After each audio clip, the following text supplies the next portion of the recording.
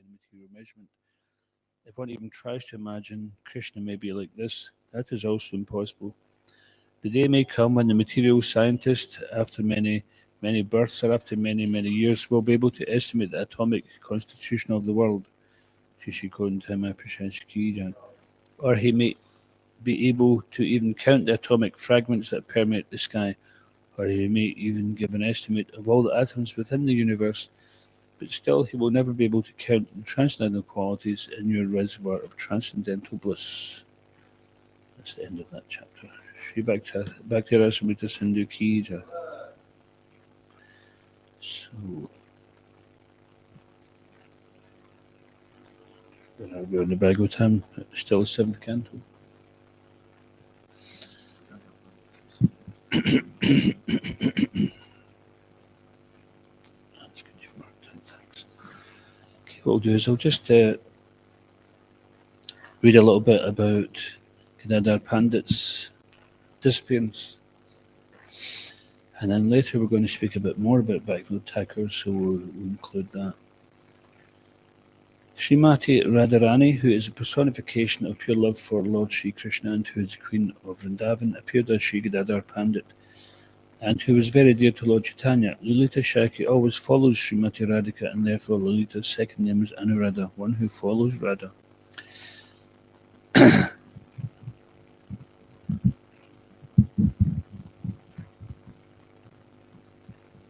When Srimati Radhika appeared as Gadadhar Pandit, Lalita followed her, entering the body of Gadadhar. Therefore, Gadadhar Pandit is the incarnation of both Srimati Radharani and Lalita Shaki.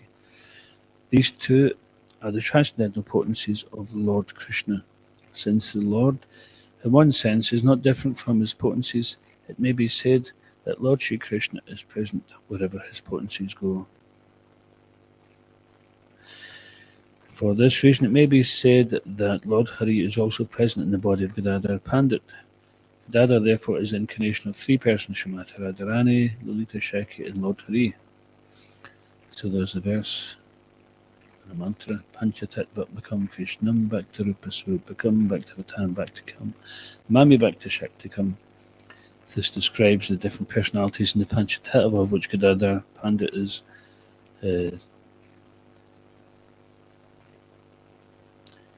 considered the Lord Shakti. He is celebrated all over the world for his gentle behaviour, his Brahminical attributes, and his steady love for Sri Chaitanya Mahaprabhu. Sri Gadadhar Pandit appeared a year after Lord Chaitanya.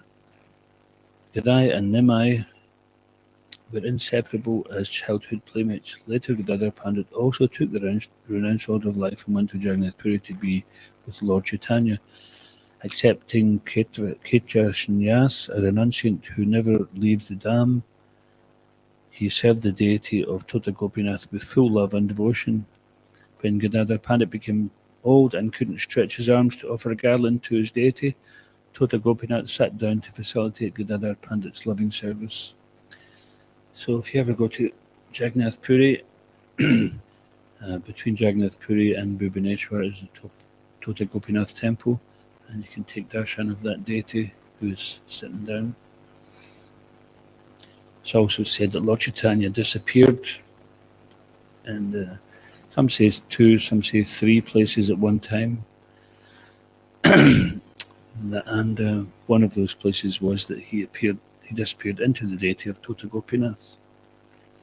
Shri Gadadhar Pandit Ki Jai.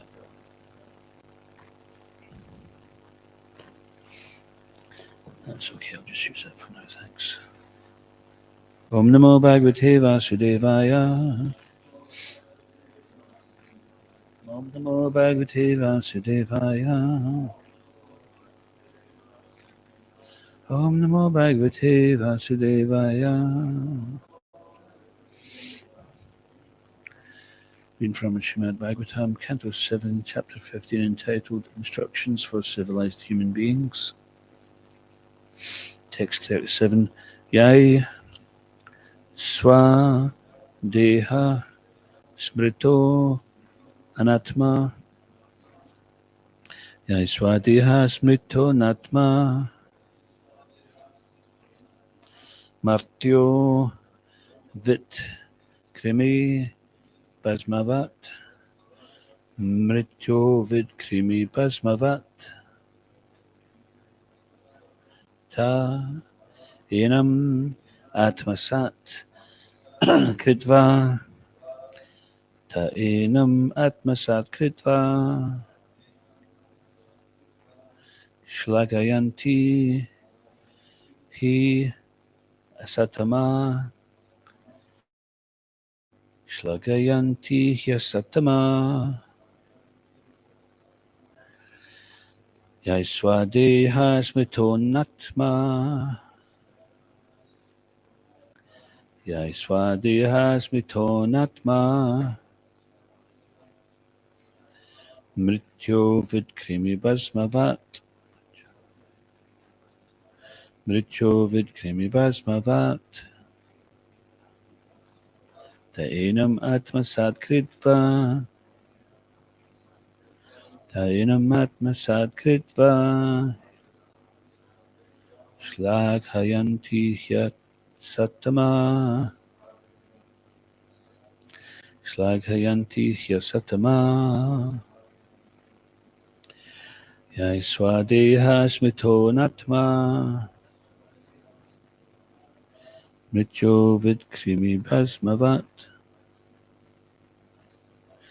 Taenam Atmasat Kritva Shlaghayanti Yasatama.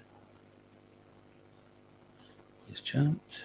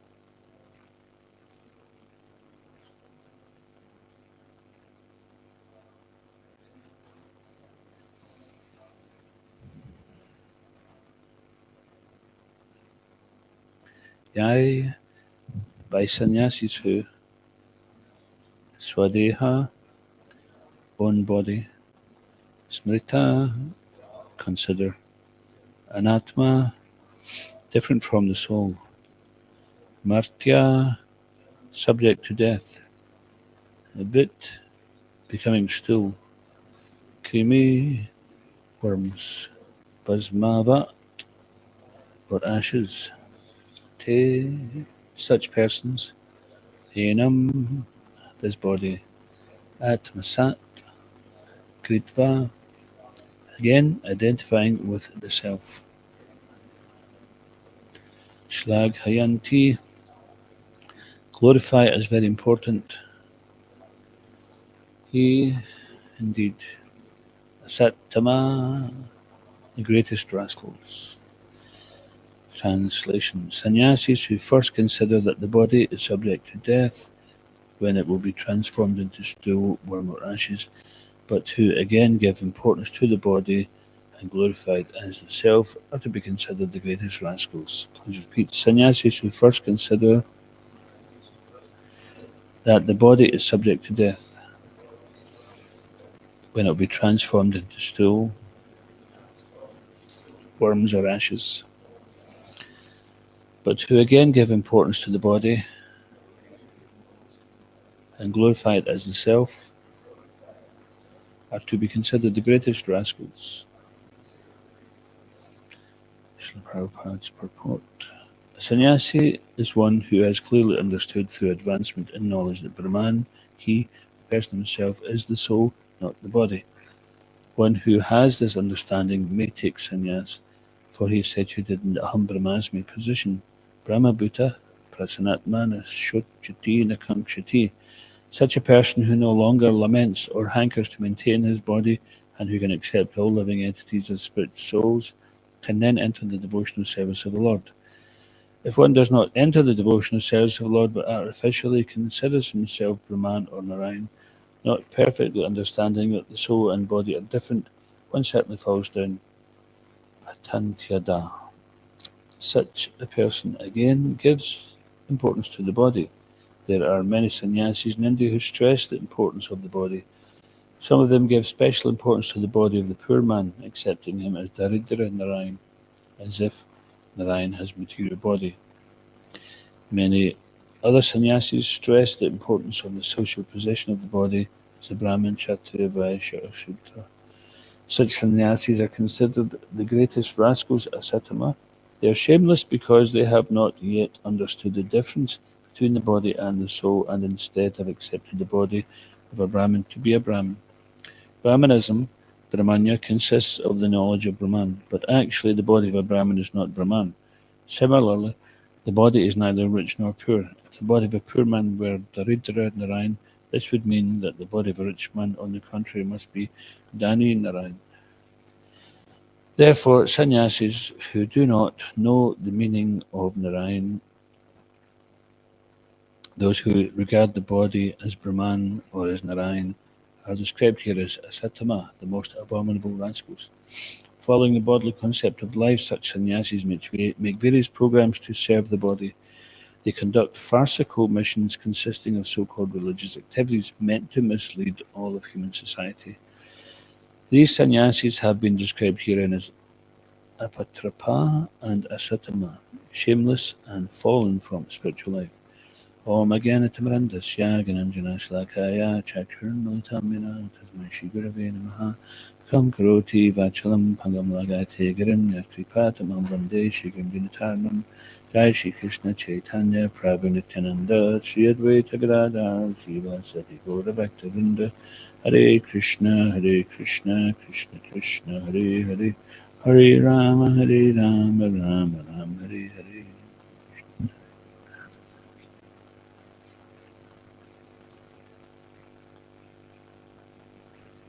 Sannyasis who first consider that the body is subject to death when it will be transformed into stool, worm, or ashes, but who again give importance to the body and glorify it as the self, are to be considered the greatest rascals.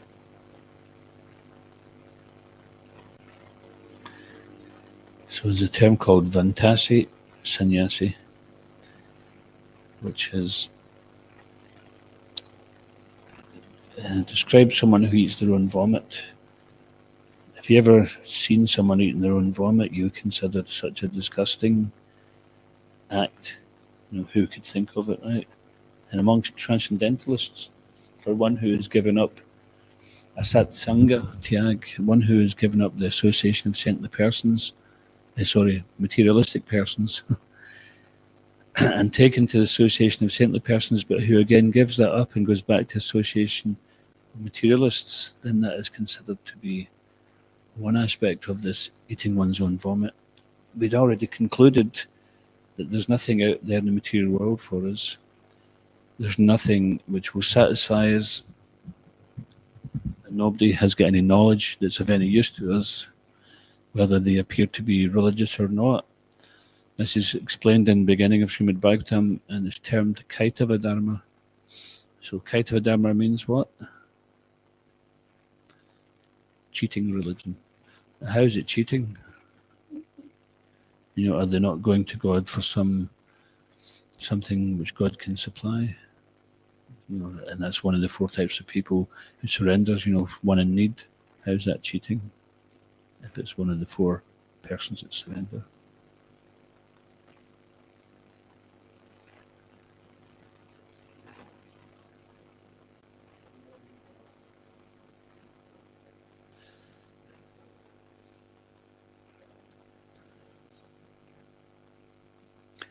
Dharma swanustatapunsham vishvikshegana gataso yad notpade yadiratim shama eva hikevalam.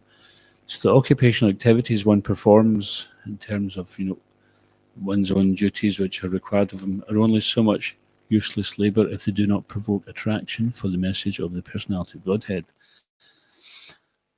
Devotees used to be fond of saying this, Shrama eva hi kevalam, useless waste of time. So people have got this human form of life, which is rare to achieve, but we're spending our time as if there's no tomorrow, or we're spending the time as if there's always going to be a tomorrow. But we don't know if there'll be a tomorrow for us in this life. Every day we wake up and we're just kind of assuming. But it's said that a sannyasi, when he wakes up, he's thinking, today surely will be my last day. So in this way, he thinks like that, not to make himself morbidly obsessed with death, but to be aware, padam, padam, yadvi, padam, there is danger at every step. There was two Muslims were speaking once, and one was quite a wise man, and the other one said to him at the end of the conversation, he said, I'll see you tomorrow. He says, don't bother coming back. He says, why not? He says, you don't know if you'll be here. If you're assuming you'll be here tomorrow, then I don't want your company. So, of course, that's one way of looking at it. Of course, they could say, inshallah, if God is willing, like Krishna willing, God willing, So we have to make some plan, but they say if you want to make Krishna laugh, then tell him you've got a plan. Tell him your plans, because really we're quite insignificant. But unfortunately, our ego won't allow us to think like that. Our ego is always clamoring for some significance. So when one renounces the material world and then again takes it back up, then it's cultivating that false ego again, looking for some significance. So first of all, to give up things on the gross platform, such as following four regulative principles, then that's one challenge, and one may be able to do that. Even for material benefits, sometimes people give up eating, sleeping, mating, and defending. So if one is giving this up for a spiritual purpose, and that is to reject that which is unfavorable and accept that which is favorable, that is the principle. But then one again takes upon these things, then it means that either we fall and prey to the gross or the subtle symptoms of sex life. So can anyone name me any of those subtle symptoms of sex life? Desire for fame, acknowledgement. That's one. There's four. Well, the list is name, fame. Maybe name and fame is one. Adoration and gain. So sometimes people who want to be the greatest chef in ISKCON, or they want to be the a top sports person, or a rock star, or a movie star, or something like that. And what they're doing, they're placing themselves on a stage for people to be shouting their names and throwing money at them, and basically worshipping them. They're taking the place of Krishna. So they become Krishna's competitor.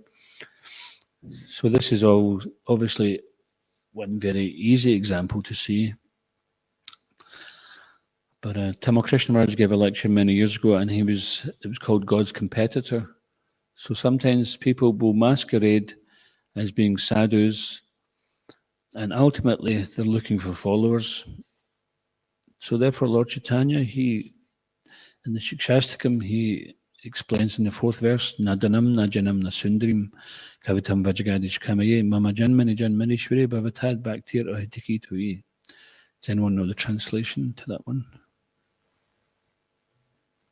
I don't want followers, beautiful women, or fame. All I want is your causeless mercy, your devotional service, like birth after birth.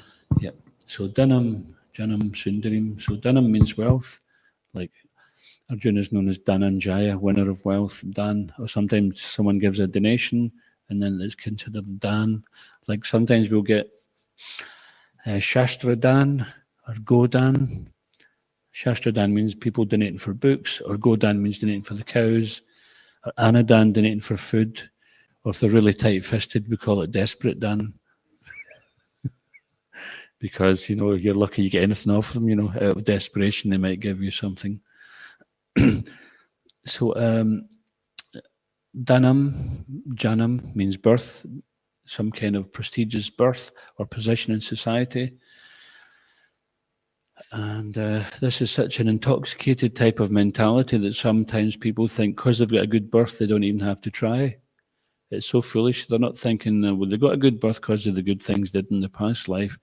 If they just rest on their laurels now, it's just like somebody who's spending all their fortunes and it's just running down. By every pound they spend, then that fortune's diminishing. And then next life, they might not even be a human being. So sometimes people are proud of their birth, but if they're not careful, then they will be subjugated as they subjugate in this life. And Sundarim means beautiful women, or whatever your fancy happens to be. So material attraction to these things, basically wealth, fame, and sex life, then these things seem to be binding to the material world. And one who's in knowledge understands that and gives it up. But if we're not careful, we can slip back into that thinking, oh, it's not so bad. Usually in Kali Yuga, we're approaching Krishna because we're suffering due to excess involvement in the material world, and that's or we have somehow or another we've absorbed ourselves in this material world and realized, no matter how hard I try, I'm not getting what it's promising me. So to whatever degree we've absorbed ourselves in the material world, we come to the conclusion that this is not for me. And then when we come to Krishna consciousness, one of the first symptoms of devotional service is that we become free from material distresses. So that's the first test. Once you become free from material distresses, do we continue? Or do we think, now that I'm feeling good, I'm going to enjoy again? And now that my mind is clear, I can see how to enjoy this material world and not get caught up in it. And that's Maya got you already, if you think like that. I think, well, I'll just enjoy in moderation, a little bit of Krishna, a little bit of Maya. But Krishna consciousness is an uphill climb, just like devotees are taking Rath Yatra chariot up the Royal Mile. You have to keep going. If you stop, you're taking a risk that the handbrake might work. So you got to keep going. Don't stop till you get to the destination. And it's mentioned in the Nectar of Devotion that one padam yadvi padam, there's danger at every step. One shouldn't think that you're safe until you're situated at the lotus feet of Krishna in the spiritual world. So even devotees in very high platforms can fall victim to Maya's allurements. And when it comes down to it, then simply by not continuing to make these endeavors in devotional service, then we're continuing to make endeavors to remain in the material world. So there's a term here mentioned, Daridra Narayan. So does anybody know what this Daridra Narayan term means and how it came about? Have you heard about it before? Yeah, so what does it mean? Yeah, and so how did they come about with that concept?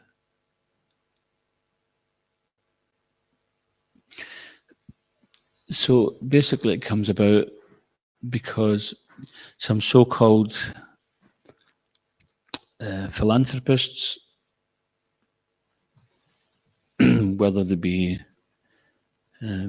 industrialists, can't remember exactly, I don't know, not sure if there was any particular person, but it's a mentality where because the Mayavadis consider everyone to be Narayan, then think, why should I give to God in the temple? Why should I give to the devotees serving God? Everyone's Narayan, so what about this poor Narayan? Let me give to Daridra Narayan. But they're forgetting that if you water the root of the tree, then the whole tree is nourished. Daridra Narayan is suffering because of karma. Now, it doesn't mean to say that we're not compassionate upon people who are in hard times. This is compassion should be there amongst devotees, but not that we worship that Narayan or we put all the resources in there.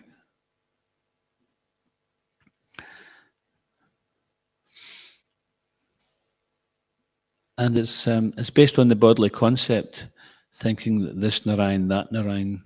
They don't understand what is Narayan. Narayano Pravyaktat. Narayan is transcendental to the creation. So before the creation was Narayan, and after the creation will be Narayan. Narayan is not subject to karma. So Krishna is Swayam Bhagavan, the original personality, full in all six opulences. So how can he ever be in Daridra? So this is the folly of this Mayavadi philosophy. And then people are going around propagating this kind of stuff. So, Shishi Kodnitai, Mahaprashash Ki Jai.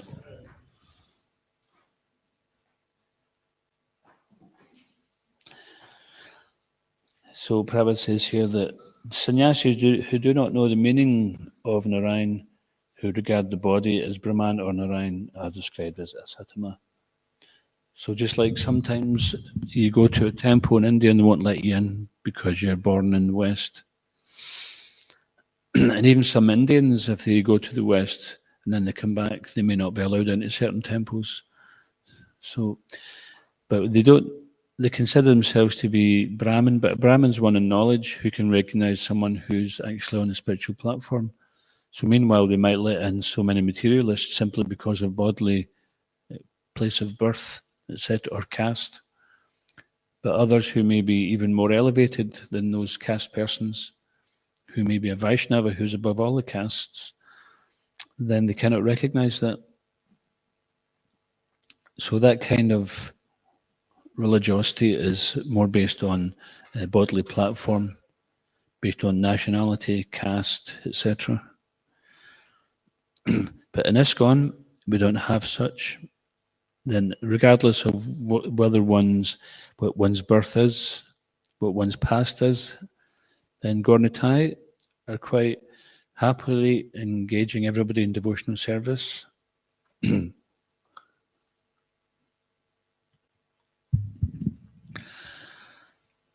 So Prabhupada here, he says that the conduct of such sannyasis with their various programs are farcical missions consisting of so-called religious activities meant to mislead all of human society. So you can see the word rascal used here is quite a strong word. It's not a cute word. It's not like sometimes someone is known as like a lovable rogue, right? They have that term, somebody's a lovable rogue, or the guy's a complete case. Not that the person's a psycho and very dangerous or something like that, but a lovable rogue. But we shouldn't be thinking these people, they're very nice, they're just a bit bogus. No, they're rascals in the eyes of the Shastra. They're misleading people. And they may go around, they may even do kirtan, they may present Shastra, etc. But if they're not presenting the conclusion, which is Krishna's tu Bhagavan Swayam, Ishvara Parama Krishna Satchidananda Vigraha Anadir Adir Govinda Sarva Karana Karanam. If they're not presenting this, then Avajananti Mam Mudha, then they're simply not seeing Krishna as the original person, and they're known as mudhas or fools because they deride Krishna's form as being something produced of the material energy. And undoubtedly, they either propagate Mayavadi or Sahajism. Because when they're looking for followers, if you want to sell a lot of products, then you sell something cheap. If you go down, if you're in Sankirtan and you go into Argyle Arcade, then it's not swarming with people. There's only a certain amount of people who can afford to shop there because they have the expensive jewellery. But if you go to some other shop, like accessorize or something where it's all plastic jewellery, then you've got hundreds of people going in there every day, every week, coming back time and time again, and they're just loading their cupboards up full of plastic jewellery, just junk. So there's a difference in the quality there. So for those who have actually, who want the quality, who want the truth, who want the real deal, then they will follow that path in order to get to that real deal. But those who just want something cheap imitation, then they'll just call it jumping.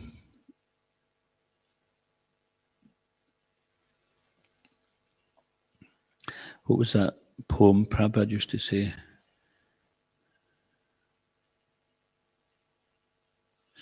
Big, big monkey, big, big belly, sail on jumping melancholy. So one may imitate, you cannot imitate Hanuman. Ceylon is Sri Lanka. Hanuman jumped to Sri Lanka. So we cannot imitate great personalities like that, and expect it to happen. It'll end in melancholy. So this big, big monkey, big, big belly means like material enjoyer, posing as being a great devotee. But when it comes to jumping to Ceylon, then no chance. They'll end up in the drink, as they say it. So sometimes people, even they will attach themselves to some sampradaya for some time, get some credibility, and then they'll leave that sampradaya as if they have transcended that, they've become better. So this is generally the mood of the Mayavadi, that they learn from their teacher, and then they kick their teacher aside, and then they take the position of the teacher, they no longer need it. So such an unappreciative mood is not considered the proper mood. The proper mood is that we can never repay the debt of the spiritual master, one who's given you spiritual knowledge. Then he's enlightened you to get you out of this material world. He's taken responsibility for you to bring you back to Krishna. But we can't repay that debt. There's not enough money in the world to pay that debt. And even if there were, the spiritual master wouldn't be interested in it. But Prabhupada did say that even though you cannot repay the debt, then we should try by sharing this Krishna consciousness. Whatever we've learned from it, try to give it to others. So that is how we become dear.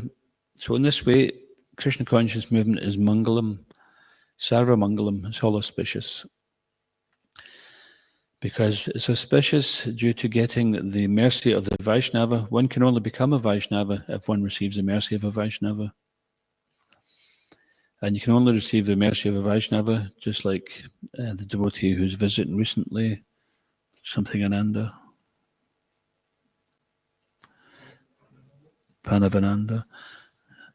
Then he was saying that this mercy can only be received through parampara, it's handed down. So in Kali Yuga, we may try to be sadhana siddhis, perfect by our own sadhana, and we should make an endeavour for that. So there's three types of perfected beings: one who's a sadhana siddhi, one who's perfected himself by their regulated devotional service, one who's a kripa siddhi, or who's been perfected by getting the mercy of a bona fide spiritual master, and one who is nitya siddhi, who's eternally perfect and who just comes to this planet directly on the order of the Lord. And that kind of personality is quite rare, like Srila Prabhupada.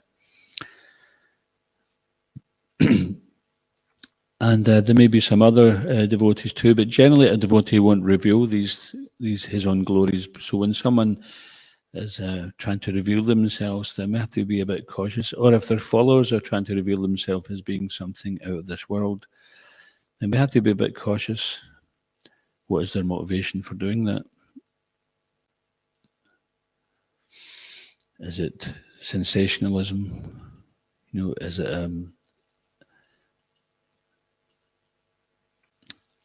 distinction? This is subtle sex life also, trying to make some distinction. But that's like saying this fire and this fire are different, but the same fire and fire, same quality.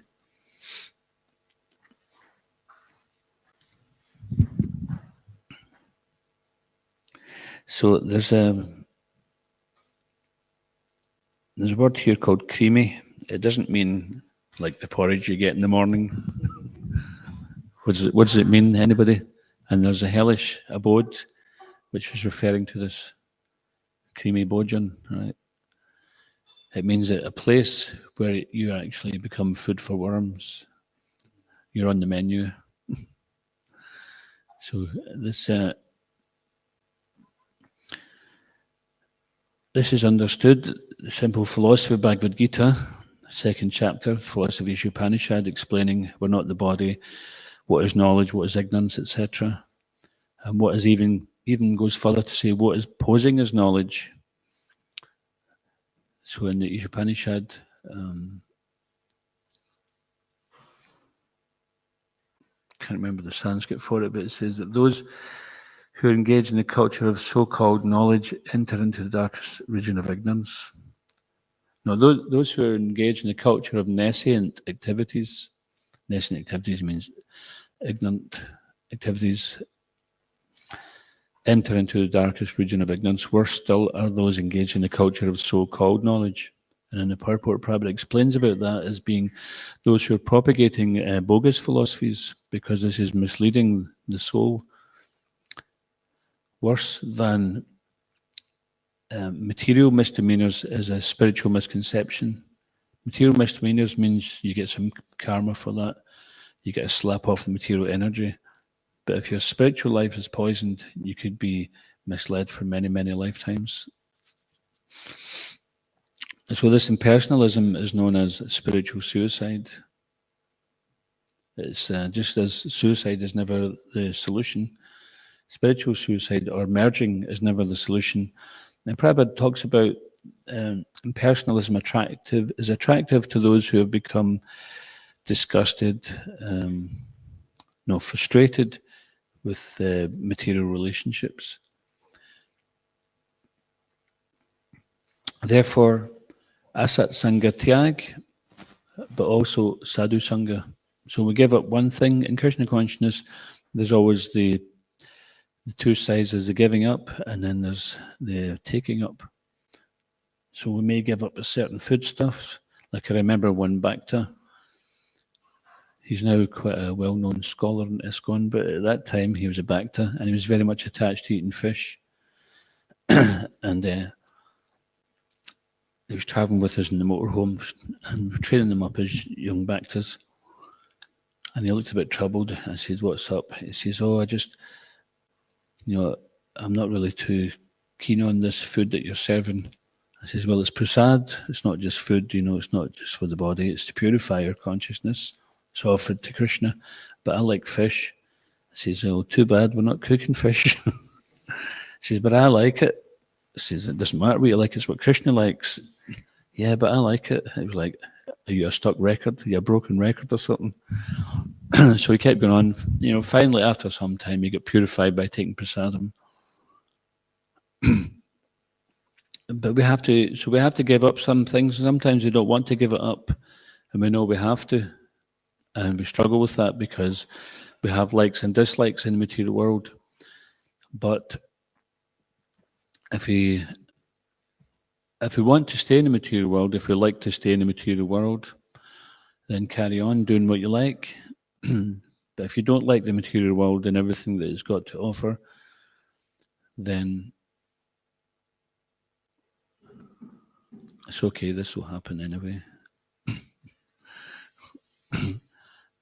If we don't like, the results of staying in the material world, then we do have to give up the things that we apparently like. And sometimes we're so conditioned that there's this thing called Stockholm syndrome, isn't it? That someone has been kidnapped by someone, abused by them, and they become attached to them as if that's their protector. So we're like in this Stockholm syndrome with Maya. We think, Maya has hurt me so much, but I can't leave her. She's always looked after me. this is my sense objects, this is me, I identify with these things. But no, actually, it's not the case. We are only identifying with these things because we've been traumatized by the material world. So this is the hospital for overcoming that trauma of Maya. And to begin with, it may take some time before we realize that what we're holding on to is not good for us. It's keeping us in that illusion. And sometimes Krishna will give us a slap just to say, look, you're not getting anywhere here by your own endeavor. Wake up, sleeping soul. It may come in the form of an embarrassment or doing something wrong or trying to control the situation, and it just goes out of our control altogether. So this is Krishna's arrangement. He doesn't like his devotees to be proud. So if we're trying to cultivate pride and he's trying to diminish it, then Krishna is Ajita. He's unconquerable. He's not going to lose. Krishna always wins. But of course, Krishna also won't interfere with our minute independence. That's up to us what we choose. But Krishna will give us every opportunity to take the steps forward. And devotee association is the beginning of that. So we have to keep good association and we have to make association. One devotee was serving in one place and he said he had no association. He says, then create it. I was reading something about Bhaktivinoda Thakura, and he was saying that an advanced devotee can be measured by how many devotees, how many people he converts into Vaishnavism. Now, in glorification of Bhaktivinoda Thakur, he created thousands and thousands of devotees. Devotees discovered Namahatas 100 years later, and they were still going on, still going on to this day. Bhaktivinoda Thakur was not some ordinary person, not a sadhana siddhi. He was. He even revealed his eternal identity. I think it was Kamala Manjari. So sometimes these devotees will reveal something at the very end or to a few people, but generally devotees won't reveal their glories because people may take them cheaply. So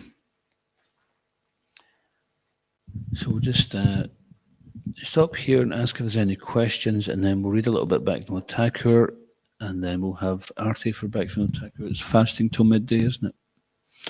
Any questions on the class?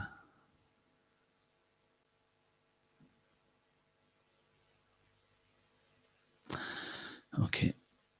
Iskon Guruvanda ki, Srila Prabhupada ki, Grantaraj Srimad Bhagavatam ki, Bhaktivinoda Thakur ki, Tagore Premanand. So, we'll read a bit about Bhaktivinoda Thakur. And hearing about these great Vaishnavas is so important. And if you get the chance to visit the places where they did their karma stan, or where they did their activities in relation to the Lord, then that's also very good. Bhaktivinoda Thakur had a house at Radhakund. He also had a place across from Mayapur. So Mayapur, you've got the Ganges, and you've got the Jalangi. Jalangi is very clear water, and sometimes the Ganges is a little bit more white colour, isn't it? And you can see where the confluence is there very clearly. You can see the demarcation between the two rivers, isn't it? And sometimes you see dolphins jumping back and forth between the two rivers, getting the nectar. So across from that, if you go from Mayapur complex, you can walk and you can get a boat across to Jalangi. Don't know if it's still there, but just before you get the boat, there's an avenue of palm trees, and it's so humid, it was like being underwater. Anyone here been to that place? They've been to Bhaktivinoda Thakur's, is it Surabi Kunj? What do you call that place? Surabi Kunj. And the town is called, or the village? Sukanda. Is it Sukanda? Anyway, you can't really miss it. If you just you go down this little avenue of palm trees, you get on a boat, you cross the Jalangi, and you can visit Bhaktivinoda Thakur's house. And in the courtyard, there's a temple to his deities, Gaura Gadadhar. He was very keenly worshipping those deities, and it's interesting that he passed away on this Gadadhar Pandit's appearance or disappearance. Disappearance also, so that we can see there's some connection there.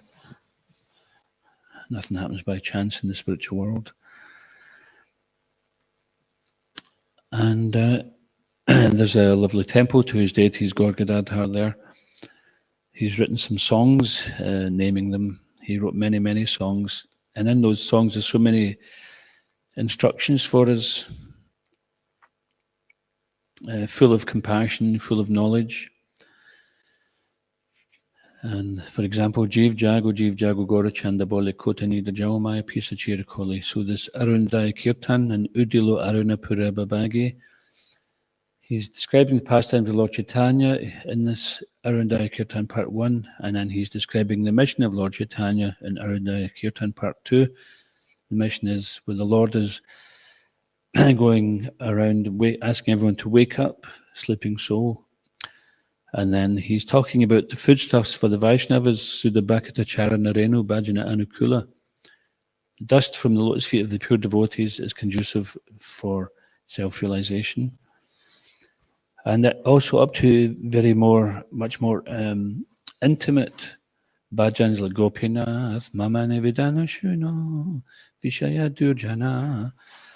O Gopinath, I'm a Vishaya Durjana, miserable materialist. Dur, this the Scottish word meaning miserable is also dur.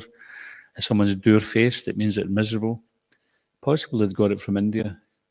There's another one from India called Pili Wali. Do you know what Pili Wali is? You know that one? It means, Pili means like jaundice face, and Wali means someone, like a rickshaw wala, dobi wala, Pili Wali. So it's a term in Scotland used if someone looks a bit sick, they say, oh, you're looking a bit Pili Wali. So anyway, Bhaktivinoda Thakur, there was Vishaya Durjayana. Vishaya means a materialist, and Durjana means that I'm a miserable person. Jana, Durjana, miserable person. So it's explained that Bhaktivinoda Thakur, he's taking the part of a fallen conditioned soul, and he's really feeling like that. But we shouldn't think, oh, he's a fallen conditioned soul, I don't really need to listen to him. Doesn't sound like he's that very advanced. He's a wicked materialist.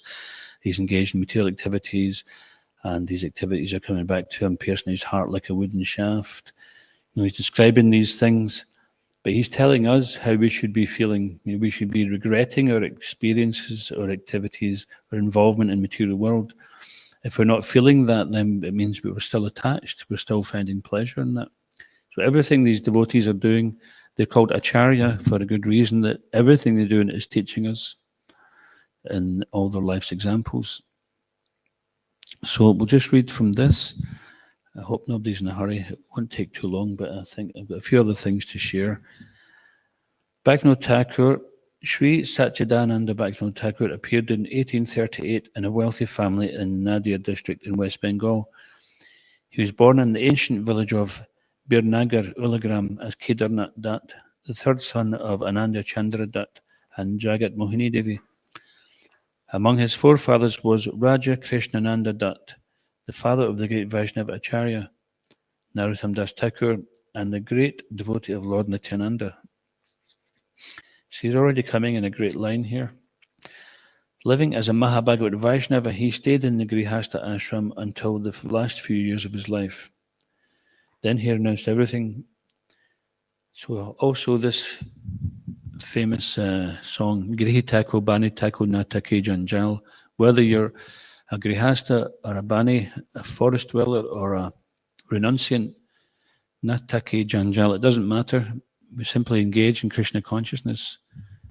So that's not the important thing as to what ashram you're in. But they become Krishna conscious in any of these ashrams. Then he renounced everything, accepting Babaji, and entered Samadhi, totally absorbed In the loving service of Gaur, Gadadhar and Radha Madhava, he had a responsible government position as the district magistrate, high court judge, maintained the Krishna conscious family, and wrote almost 100 books on Krishna consciousness. At the same time, he served the Supreme Lord in so many ways. That is the beauty of his life. After a full day of government service, he would sleep for 4 hours, get up and write until morning. That was his daily program. So we shouldn't try to imitate these things, but following in the footsteps. He had, it was considered in the time of the British Raj, because he was a magistrate, then it was one of the kind of highest positions that a person, a native of India, could hold at that time. And he was so in demand, he tried to retire, but they convinced him to stay, and they built a small rail line from his home to his place of work, which was his personal carriage, which took him to work. And I think you can still see the remains of that. He took Vaishnava Diksha from Sri Vipin Bihari Goswami in the line of Sri Janava Mata. Afterwards, he received spiritual initiation and direction from Srila Jagannath Das Babji Maharaj. Holding an exalted government position, vast erudition and spiritual accomplishment, never disturbed Bhaktivinoda Thakur. He remained prideless, always humble and meek, friendly to all. Charity seekers at his home always left happy and satisfied. A well-wisher to everyone, he never kept grudges, even with opponents to his preaching. In fact, he never spoke a word that would hurt another's feelings. What an amazing personality, eh? He also personally, he was building a temple, and he was personally going around asking everyone to give 1 rupee. If everyone in the community gave 1 rupee, then they could build the temple. And he was personally going around collecting alms. Always anxious to use every moment in loving service of Krishna, he followed a strict, austere daily schedule. 8 to 10 p.m. rest, 10 to 4 write, 4 to 4:30 rest, 4:30 to 7 japa, 7 to 7:30 correspondence, 7:30 to 9:30 study shastras, 9:30, 10 bath prasad, which consisted of milk, fruit, and chapatis. 10 to 1 court duties, 1 to 2 refresh at home, 2 to 5 court duties. 5 to 7 translate Sanskrit shastras into Bengali, 7 to 8 p.m. bath prasadam, milk, rice, chapatis. Biographers list 3 major preaching achievements of Bhaktivinoda Thakur, who is known as the 7th Goswami. So of the 6 Goswamis, he's known as the 7th Goswami. He wrote 100 authorized spiritual books, discovered the appearance place of Lord Chaitanya, which is called Yoga Peeth, and introduced preaching innovations. He also had this vision, maybe this will come up. Sri Krishna Samhita, Kalyana Kalpataru, Sri Chaitanya Chamrita, Sri Navadvip Dham Mahatmyam, Jaiva Dharma, Sri Harinam Chintamani, Bhajana Rahasya, Gita Mala, Gitavali, Sharanagati, and commentaries on Bhagavad Gita and Chaitanya Charitamrita are some of his works. In 1888, Srila Bhaktivinoda Thakur revealed the birthplace, Janmastan, of Sri Chaitanya Mahaprabhu at the Yoga Peeth in Sridham Mayapur. Srila Jagannath Das Babji Maharaj, a famous Siddha saint and Paramahamsa Rasika Vaishnava, confirmed the Thakur's discovery. This most auspicious event delighted the Gaudiya Vaishnavas from Goramandal to Vrajabhumi. He established the worship Lord Gauranga and Srimati Vishnu Priya at Yoga Peeth, so you can still go to that place. So the pastime of that was various people, unscrupulous people. There's a guest showed up. Was anyone to feed them? So some unscrupulous people were claiming that this place was the birthplace of Lord Chaitanya and this place was the birthplace of Lord Chaitanya, because in this way then all the pilgrims would go there and give them dakshina. And basically they're just using Lord Chaitanya's position to make an earning for themselves. But Bhaktivinoda Thakur, according to the descriptions in Shastra, then he didn't accept any of those places where the actual Yoga Peeth, appearance place of the Lord. And the place where he thought it was had previously been inundated by the Ganges and then again become uncovered. And he was very much convinced by it, but he wanted confirmation. So at that time, Jagannath Das Babji Maharaj was over 100 years old, and he was being carried around by his servant, Bihari. Was it Bihari? He had a very stout, strong servant who used to carry him around in a big basket. So he wasn't walking for some time. But when they brought Jagannath Das Babji Maharaj to that site, he leapt into the air and he was dancing in ecstasy. And then this was the confirmation that this was Lord Chaitanya's actual birthplace. In 1896, the year Srila Prabhupada was born, Bhaktivinoda Thakur sent to universities around the world a book of slokas, Shri Gauranga Leela Smarana, which had 47-page English introduction, Sri Chaitanya Mahaprabhu, his life and precepts. So where else do we find that?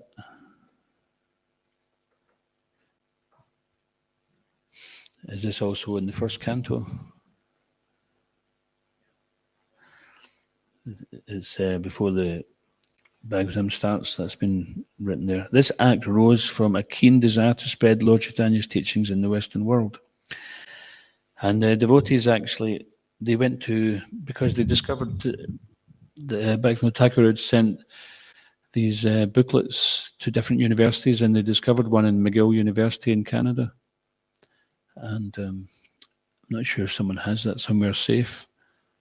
But interesting that in 1896, the year Prabhupada was born, the Bhaktivinoda Thakur decided to spread Lord Chaitanya's words to all the places of learning in the Western world, in the very year that Prabhupada was born.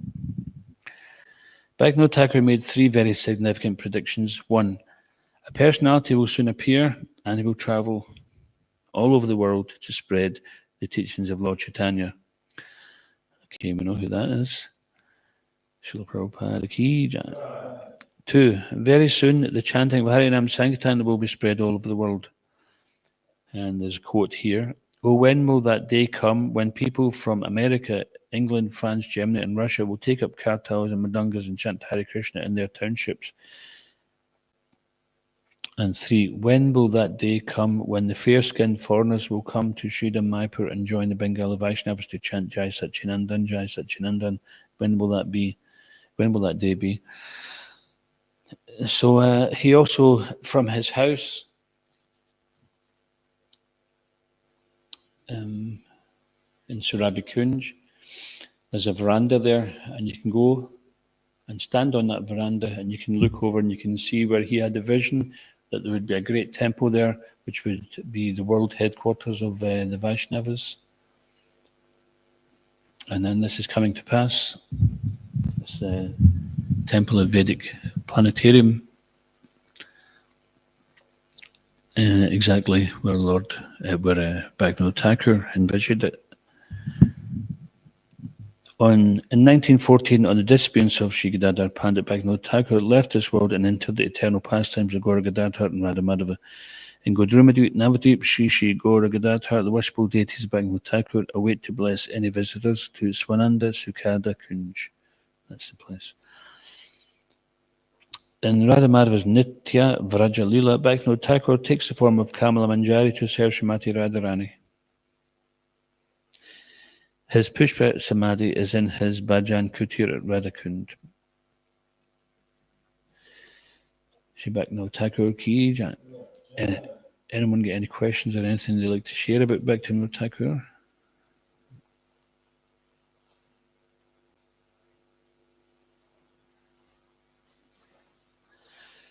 And just a couple of pastimes. There's one well-known pastime, which was involving one Bogi Yogi. So whether it was a Bogi Yogi or a Rogi Yogi, possibly both. So his name was Bishikashen, and he was masquerading as Lord Vishnu. But because he had acquired some mystic power, then he was frightening the people into surrendering their daughters to him in the forest at the dead of night. And nobody wanted to do this. And the word got to Bhaktivinoda Thakur. it used to be said, it said that sparks would fly from his head, if he got angry, and people would be very afraid of them. So such a rascal taking advantage of people's faith, and it's not unlike so many people today who are masquerading as great devotees or incarnations, yogis, swamis, etc. They're taking the fame for themselves, which is meant for Krishna. And they can't bear that fame.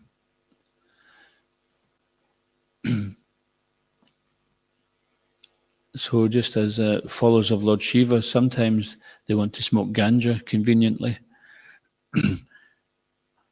And Prabhupada says, if you want to be a devotee of Lord Shiva, then first you must drink ocean of poison.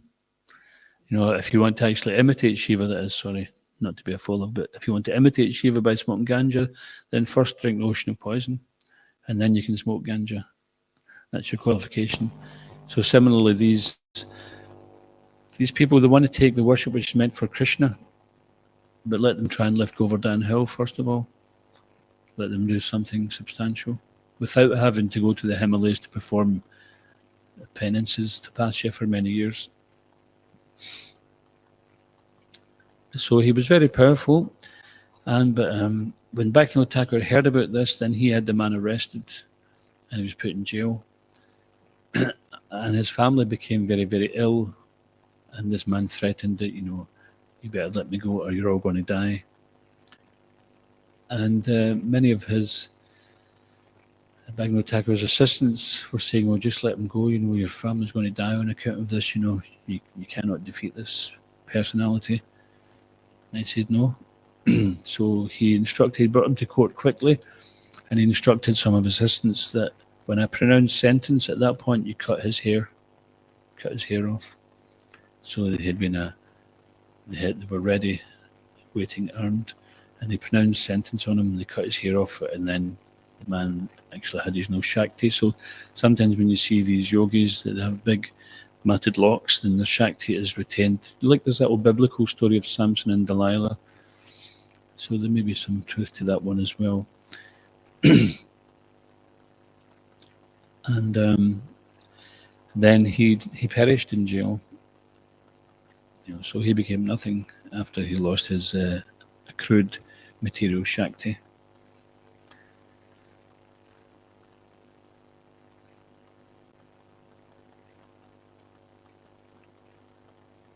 There's another pastime, train journey. Shilbak Stanta was a child, and he seen his father chanting japa, and he appeared to go into some kind of trance. And he says and then he came back out of the trance, and he said, what happened there? He says, ask me later on when you're older, ask me when you're 16. So Bhaktisiddhanta Saraswati, who was known as, at that time, what was his name? Bhima Prasad. Then he said, so it was on the day of his 16th birthday, he approached him, many years later, and says, so where did you go? What happened on that day? Just as if this conversation was like a few minutes ago or something. And he said, I went for a japa walk in the sky. And he says, what happened? He says, well, I met Lord Brahma and Narada Muni and various other great personalities, and they were discussing about this verse, Apichet Sudaracharo. And they were wondering, so if a saintly person performs abominable activities, then they're still to be considered saintly. How can that be? And then they said, oh, here's Bhaktivinoda Thakur coming, he'll know the answer. And they said, of course, because Krishna says they are mine, Mantavya, they are mine. So therefore, it's very important that we become dear to Krishna. If we do what's dear to Krishna and serve those who are dear to Krishna, serve the mission of the Lord, this makes us dear to Krishna. That's also there in the Bible, isn't it? Many cry, Lord, Lord, but only one who does the will of the Lord will enter into the kingdom of God. So this is the thing, is we have to be synchronizing ourselves with the mission of the Lord. In this way, we become part of his entourage. It doesn't give us the opportunity or the license to do abominable things, but if there's some mistake, then they're still to be considered saintly, from whatever position they're in. So then, in this way, we can see how an exalted personality is that even the demigods and great sages, they're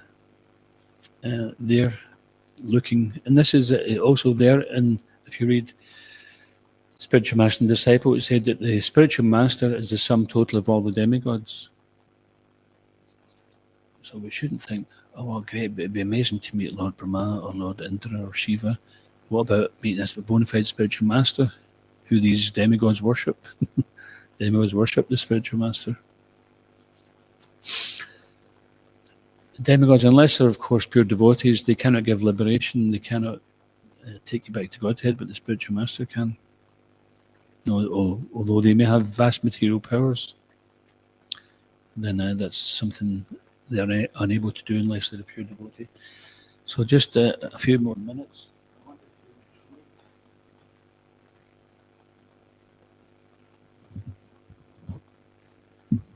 A little bit from Bhaktivinoda Vani Vaibhava. So a couple of activities which are unfavourable to devotional service and some which are favourable for devotional service. So this is a kind of the basis of devotional service. Most important principle is to always remember what? Remember your old girlfriend and never forget. Yeah. Remember Krishna, never forget Krishna. And so therefore, the principle, sub-principle for that, or the first principle for that is to accept that which is favourable and reject that which is unfavourable.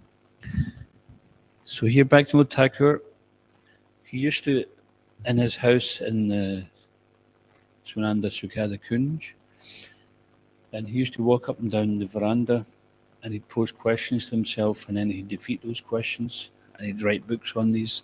So here, is it necessary to be determined to accept items favourable for devotional service and reject items unfavourable for devotional service? Answer. It is extremely necessary for a practitioner of devotional service to possess utmost care and determination while accepting things favourable for devotional service and rejecting things unfavourable for devotional service. Materialistic persons often face many things detrimental to the Lord's worship, but with special care and determination, they should give them up. Otherwise, such things create impediments to their sadhana and delay them in achieving the ultimate goal of life. That's from the Sajjana Toshini. What does it mean to reject things unfavourable to devotional service?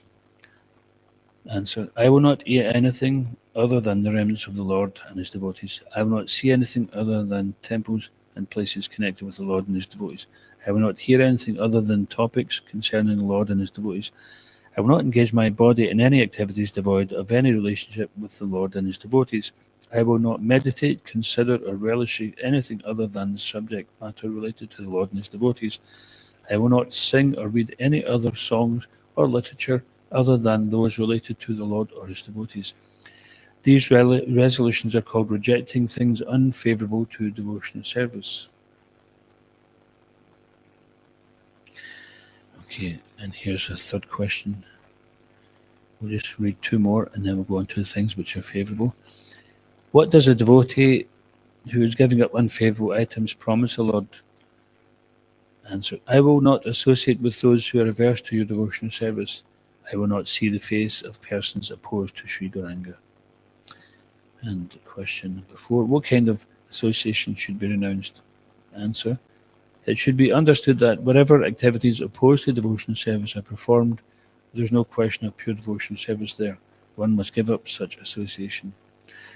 So sometimes the devotees find themselves in situations and they feel very uncomfortable because devotional service has become natural for them, even though we may still be carrying a lot of karma, etc.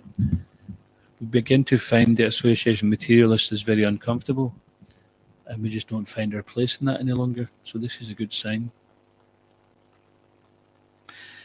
How can we ascertain the difference between good and bad association? Both the pious and sinful who are averse to the Lord are bad association. Even those who are sinful but who are inclined toward God should be considered good association. Interesting. Because pious and sinful are on material platform, whereas someone who is sinful but inclined towards God is actually more. So this is a more positive thing. Whose association is called good association? One should always give up the association of godless people who are proud of their wealth, knowledge, high birth, and so on. And one should associate with those who are inclined toward Krishna. 4 types of persons that are inclined toward Krishna. They are: 1. Devotees who depend upon fruitive activities and religious principles. 2. Mature yogis who are indifferent to fruitive activities and religious principles. 3. Immature yogis and imitators of the above. And 4. Devotees who are sincere and non-duplicitous. These persons are certainly better association.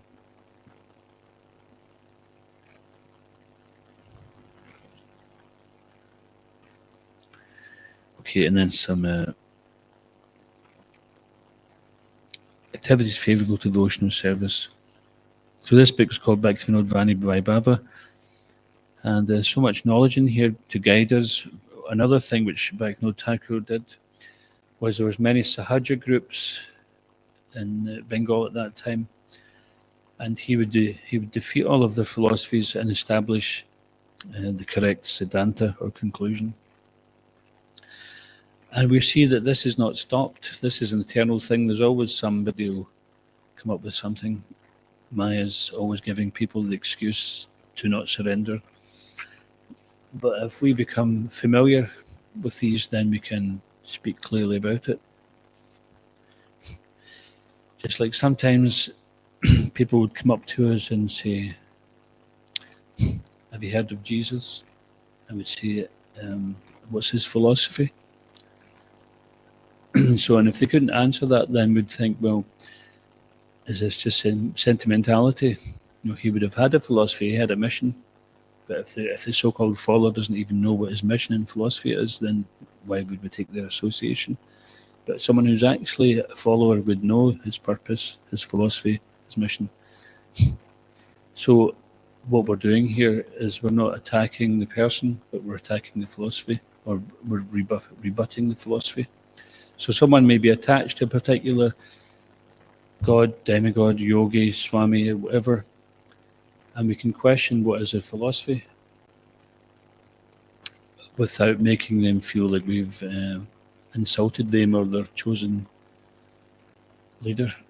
But if we can question them and show the limitations in that, then this is a great service to try to counteract the fireflies in the night of Kali Yuga.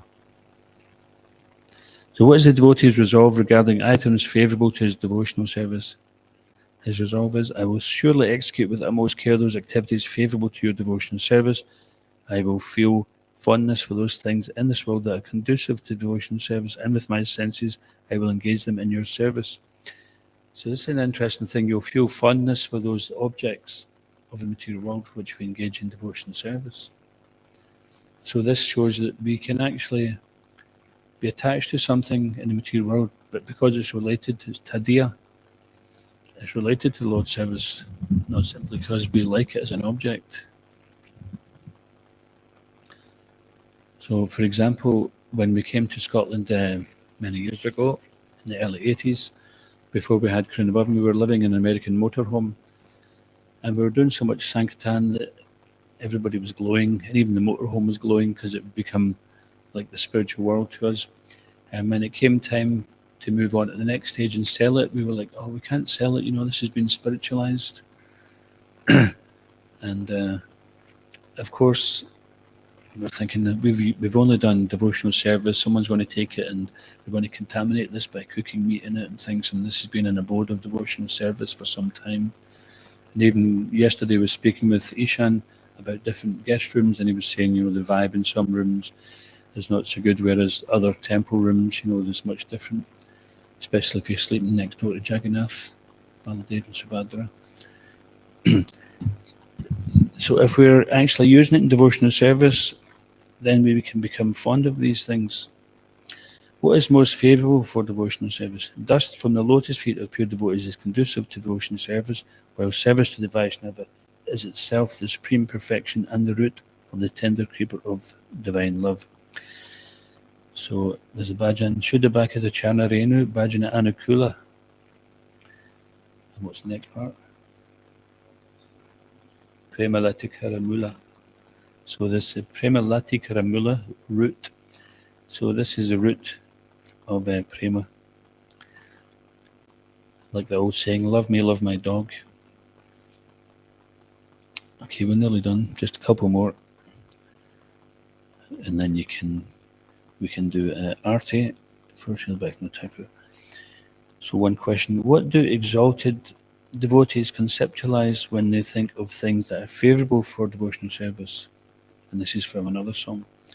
Goloka Vrindavan appears in my home whenever I see the worship and service of Lord Hari going on there. Upon seeing the Ganges, a river of nectar emanating from the lotus feet of the Lord, my happiness knows no bounds. So this is when Bhaktivinoda Thakur talks about Grihi Tako, Bani Tako, or whether you're Grihasta or whether you're living like a sannyasi or brahmachari. If you're engaged in devotional service, then your very home will become Goloka Vrindavan. What is considered a favourable or unfavourable ashram for worshipping the Supreme Lord? Answer. There is no hard and fast rule for a devotee who is taking complete shelter of the holy names. He may live either at home or in the forest. If his house is more favourable for his cultivation of the holy names, it is better he remains there and in renounced order. Moreover, it is the Vaishnava's duty to renounce his home if it is unfavourable for the cultivation of his chanting the holy names. So once again, accepting or rejecting on the basis of what's favourable. And sometimes even people make the folly of leaving the Grihastha ashram for the sannyasa ashram, and they're not rightly situated, and they end up, even in Prabhupada's days, sometimes the sannyasis would fall and he'd say, just go back to your wife. Because devotional service is the eternal principle, whereas the ashram is a temporary thing, isn't it? So we have to be rightly situated, and then you get some brahmacharis who are convinced to get into ashram life. I mean, a grihastha ashram, but they don't really fit in it. It doesn't work for them. They end up back in the ashram. So the main thing is we have to be rightly situated. Whatever ashram is going to be best suited. Not that any of them will be perfect, and a different one may be suitable at different times. But generally, you go from one to the other, and you don't go to one and then come back again. But even if you do, then devotional service is a constant. That's the main thing. So lastly, what conceptions those engaged in chanting the holy names have regarding items favourable and unfavourable for devotional service? Answer. Persons who are engaged in chanting the holy names should not do anything but what is favourable for devotional service. They should give up all namaparad, which means giving up anything that is unfavourable for devotional service. They should also maintain without deviation that Lord Krishna alone is a protector and sustainer. Shri Bhaktivinoda Thakur ki. Any comments or questions?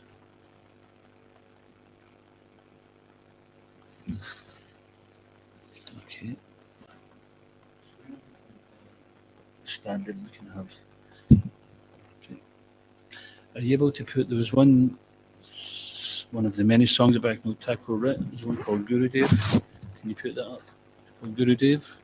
That's the title. It's a song by Bhaktivinoda Thakur. Gurudev, Kripa Binduri. And Sankirtanitai is going to do the arti. Yeah. Okay.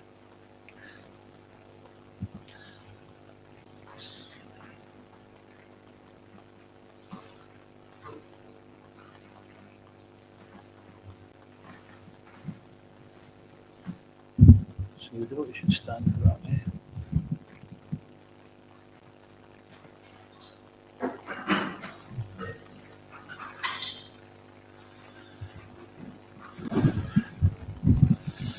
Jaya Sachidananda Thakur Bhaktivinoda Sachi